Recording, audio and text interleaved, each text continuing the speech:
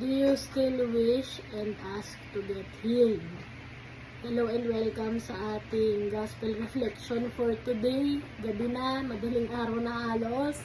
February 9, 2026. And ang Gospel natin ngayon ay pinagkakaguluhan pa rin si Jesus para hilingin ng mga tao at lapitan siya na pagalingin sila.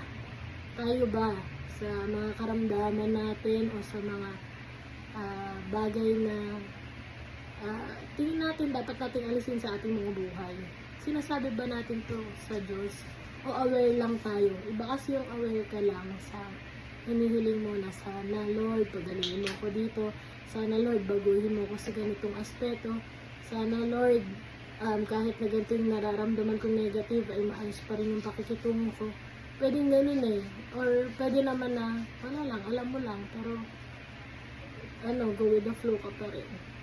So, sana sa araw-araw, lalong-lalo na tayong lahat naman, I believe, ay in need of healing. So, just ask the Lord na, Lord, bigyan mo ko ng grasya, pagkakataon para gumaling.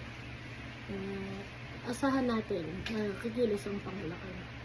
Kaya naman, ang prayer natin for this day, for this evening ay, Lord, please heal me sa mga nakikita ko at hindi ko nakikita na sakit sa akin, mga hindi magandang ugali, mga hindi okay na disposition at manguna ka sa aking buhay. Amen.